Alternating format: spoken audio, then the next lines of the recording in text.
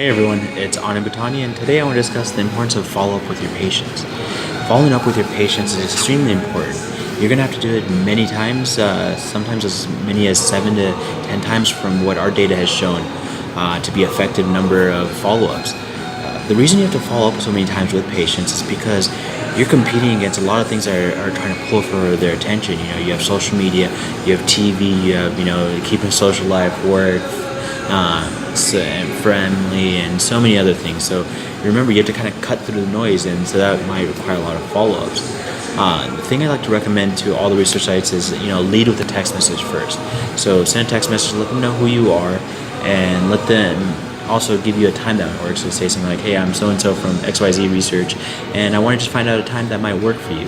It's a great way to segue into them, and they might not respond right away, but the really great thing about text messages is that they have about a 70% open rate, so they're going to see it, and they might not respond right away, but they'll respond eventually. And if they don't, send them an email. Don't hesitate to send an email, because it's a very non-intrusive way to communicate. And then you can follow up with a phone call as the third follow-up. And if none of those three methods work, kind of rinse and repeat. So send another text message and let them know who you are and why you're reaching out to them again. Send them an email and then another phone call. And you can do this, remember, 7 to 10 times.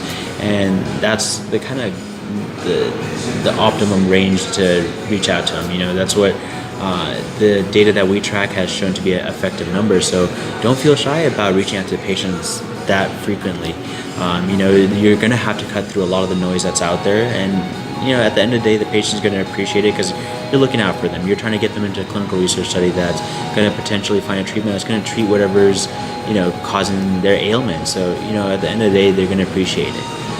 One thing I like to also suggest is, while you're sending messages to them, maybe code it with a little bit of helpful information. Maybe provide a link that's helpful for their condition, maybe a link that explains what clinical research is, and maybe a link to your website, so that way they can come and read a little bit more about you. These are just some simple, easy tips that should help you quite a bit in randomizing more patients. And if you have any more questions about how to set up that process or software you should be using, feel free to reach out to me at ari@trialjoin.com, or give me a call at 415-851-3879. All right, talk to you soon. Bye.